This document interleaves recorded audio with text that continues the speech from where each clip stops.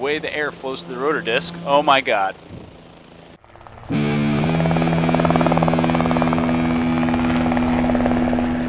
What's up, everybody? Welcome back at Snack Pack. We're back in Microsoft Flight Simulator, back in the Bell 407, and today we're going to talk about a very contentious issue called auto rotation. A lot of people are a little confused as to how auto rotation works and why it's even a thing in the first place.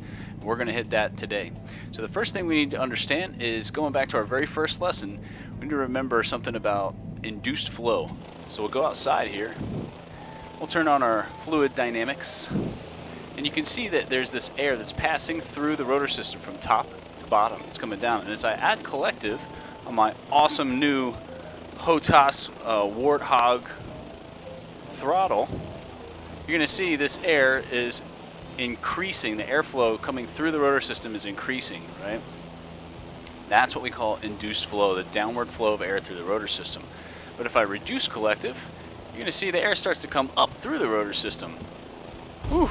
And I didn't have quite enough power to arrest that descent, which was something we argued about a little bit in the daily question section on my community page. We should definitely go check that out and see the little argument we had between vortex ring state and settling with power, another contentious issue. But the reason we need to understand the way the air flows through the rotor disc, oh my God. Oh, Jesus Christ.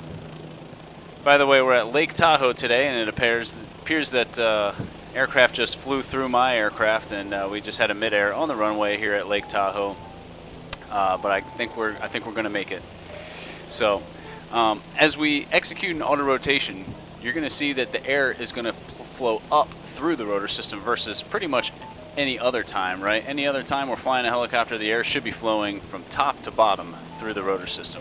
It's not what creates lift for us, but it is just an extra phenomenon of what's happening, right? So you can even see in forward flight here, the air is passing from top to bottom. It's actually coming backwards as well, right? Because we're in forward flight. And then if I were to reduce my collective significantly, you're going to see now it's kind of passing up through the rotor system, right? We have an upflow of air through the rotor system. Still moving backwards, but it's also moving up through the rotor system.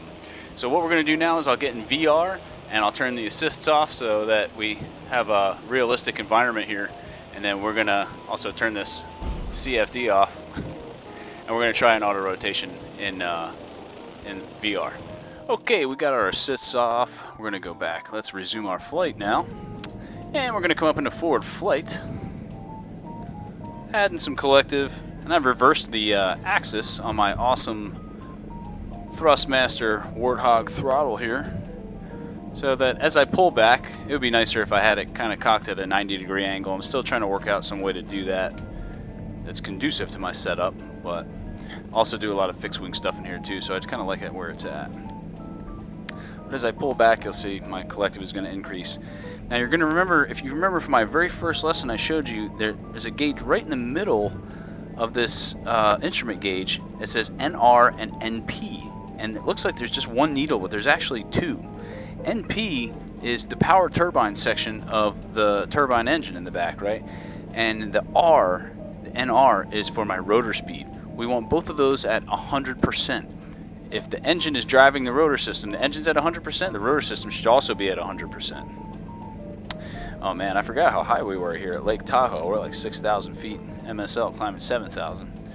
So I'm having to pull on a good bit of power here. Now what happens is, if I were to lose an engine, the engine's no longer driving the rotor system. You would see the NP would quickly drop down to pretty much zero if the engine died, and the rotor would also start drooping. Well, what we have to do in order to auto-rotate is we need to drop the collective down. That's going to flatten the pitch of all the rotor blades.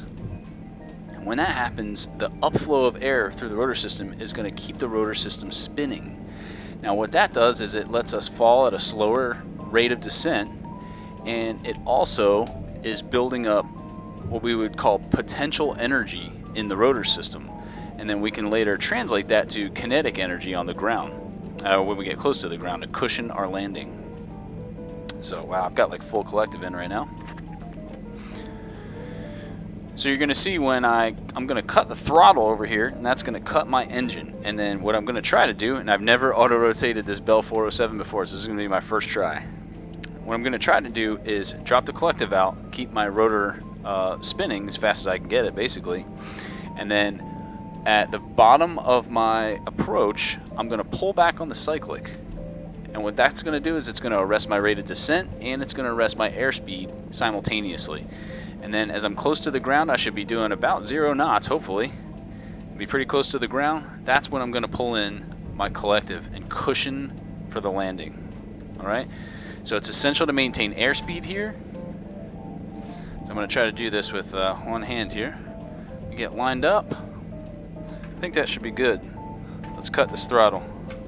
Alright, so I just cut it. You see my rotor's drooping. I'm going to drop my collective all the way down. And, ooh, not sure if we're going to make it. May have done that a little too soon. Pull back just a little bit so we can get a little bit of glide distance. No, I think we're going to make it. And my rotor did drop down pretty significantly. That kind of sucks. Alright, now right about here, I'm going to start cushioning.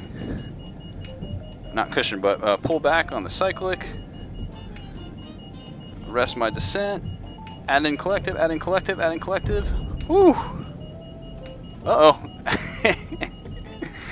Cool. So we just survived an engine failure. Now you see down here, if you look at that NRNP gauge, you see both of them are like pretty much dropped out.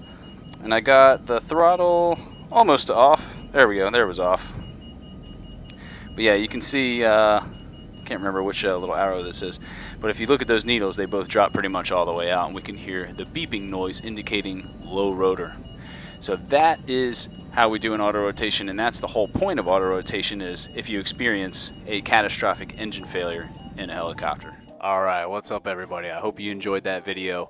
Got to give a quick shout out to a fella named IST John, who's been very active on my community page, and he got the daily question about a couple of weeks ago correct, and I've just been slacking on my videos. I haven't given him a shout out, so great job IST John, and thanks for daily commenting and giving us your input.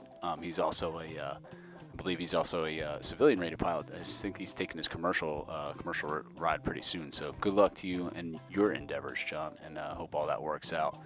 And guys, thanks so much for watching. Remember that 20% of the revenue that this channel makes goes to charity. So the more you watch, the more you can raise for charities, and the more money I make from that revenue, and gives me more inspiration to make more videos. So keep watching, share with your friends.